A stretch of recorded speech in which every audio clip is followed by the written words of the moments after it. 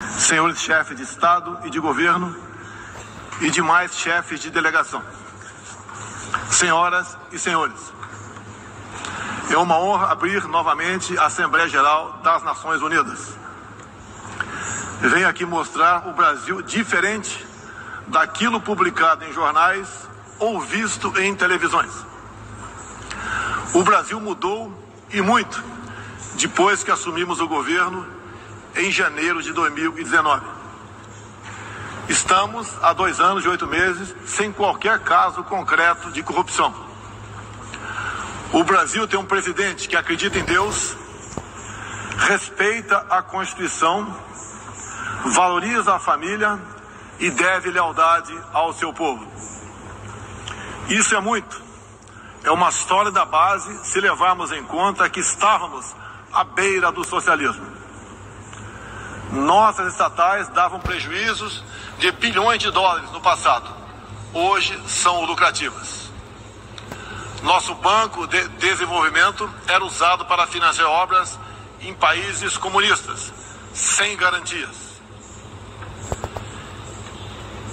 Quem honrava esses compromissos era o próprio povo brasileiro. Tudo isso mudou. Apresento agora um novo Brasil, com sua credibilidade já recuperada diante do mundo. O Brasil possui o maior programa de parceria de investimentos com a iniciativa privada de sua história. Programa que já é uma realidade e está em franca execução. Até aqui foram contratados 100 bilhões de dólares de novos investimentos e arrecadados 23 bilhões de dólares em outorgas. Na área de infraestrutura, leiloamos para a iniciativa privada 34 aeroportos e 29 terminais portuários. Já são mais de 6 bilhões de dólares em contratos privados para novas ferrovias. Introduzimos o sistema de autorizações ferroviárias, o que aproxima nosso modelo ao americano. Em poucos dias recebemos 14 requerimentos de autorizações para novas ferrovias, com quase 15 bilhões de dólares em investimentos privados. Em nosso governo, promovemos o ressurgimento do modal ferroviário. Como reflexo, menor consumo de combustíveis fósseis e redução do custo do Brasil, em especial no barateamento de produção de alimentos. Grande avanço vem acontecendo na área do saneamento básico. O maior leilão da história do setor foi realizado em abril, com concessão ao setor privado do serviço de distribuição de água e esgoto no estado do Rio de Janeiro.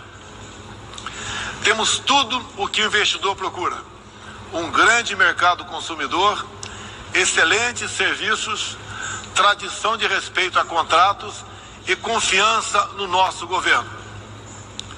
Também anuncio que nos próximos dias realizaremos o leilão para a implementação da tecnologia 5G no Brasil.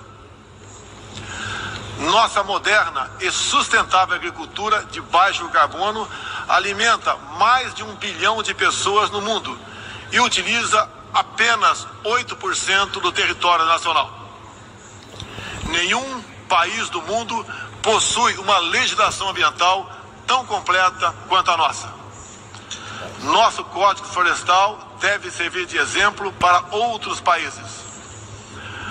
O Brasil é um país com dimensões continentais, com grandes desafios ambientais. São 8,5 milhões de quilômetros quadrados, dos quais 66%, 2/3, são vegetação nativa, a mesma desde o seu descobrimento em 1500.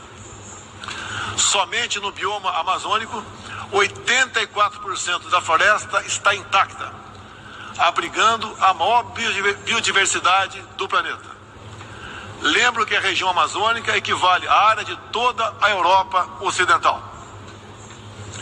Antecipamos de 2060 para 2050 o objetivo de alcançar a neutralidade climática. Os recursos humanos e financeiros destinados ao fortalecimento dos órgãos ambientais foram dobrados, com vistas a zerar o desmatamento ilegal. E os resultados desta importante ação já começaram a aparecer. Na Amazônia tivemos uma redução de 32% do desmatamento no mês de agosto, quando comparado a agosto do ano anterior. Qual país do mundo tem uma política de preservação ambiental como a nossa? Os senhores estão convidados a visitar a nossa Amazônia. O Brasil já é um exemplo na geração de energia, com 83% advinda de fontes renováveis. Por ocasião da COP26, buscaremos consenso sobre as regras do mercado de crédito de carbono global.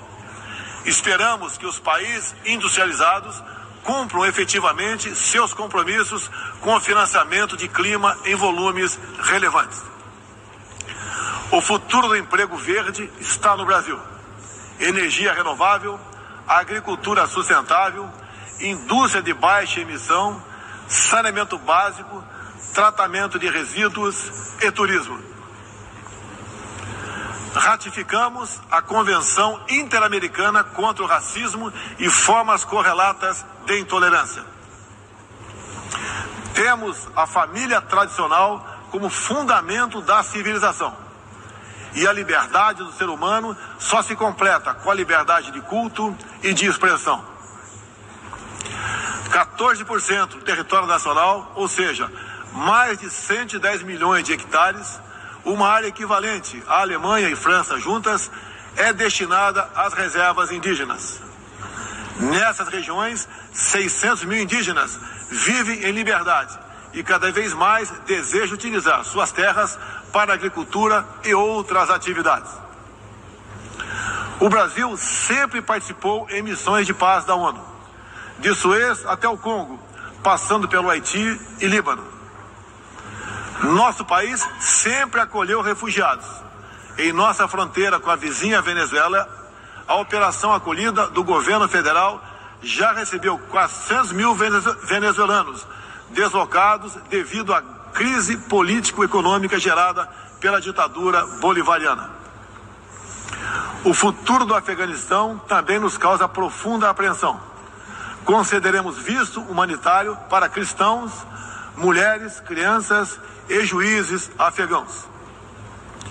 Nesses 20 anos dos atentados contra os Estados Unidos da América, em 11 de setembro de 2001, reitero nosso repúdio ao terrorismo em todas as suas formas. Em 2022, voltaremos a ocupar uma cadeira no Conselho de Segurança da ONU. Agradeço aos 181 países, em um universo de 190, que confiaram no Brasil.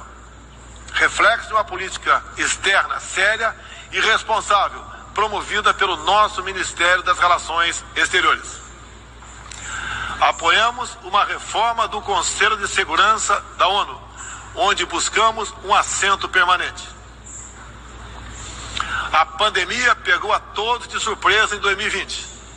Lamentamos todas as mortes ocorridas no Brasil e no mundo.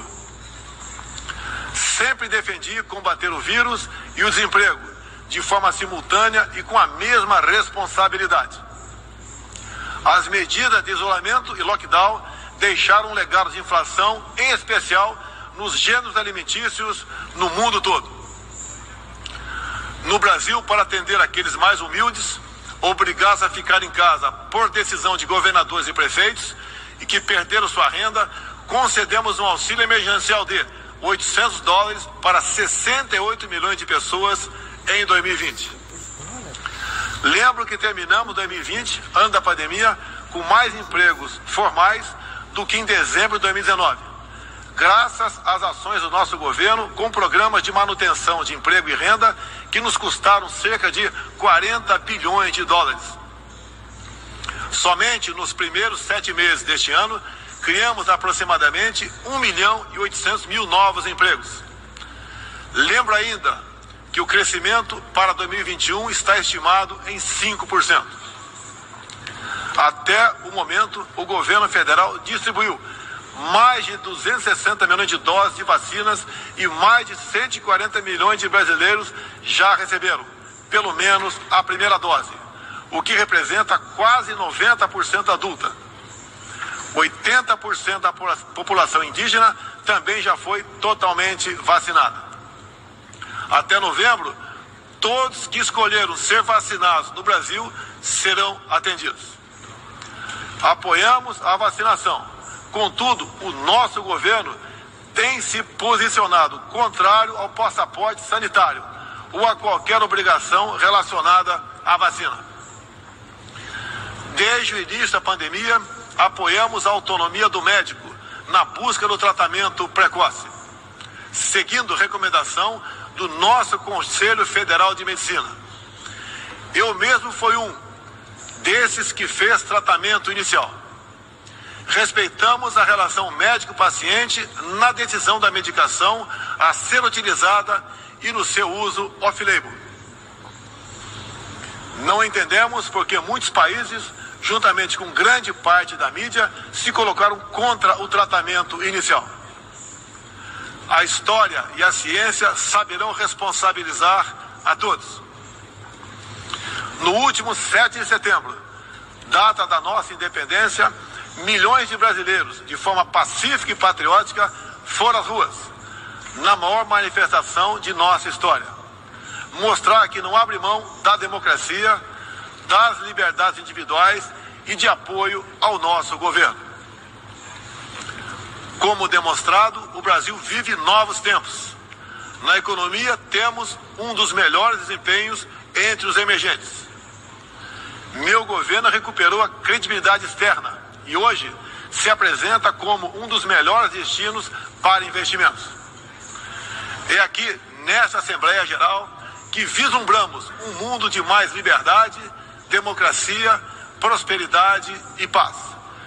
Que Deus abençoe a todos.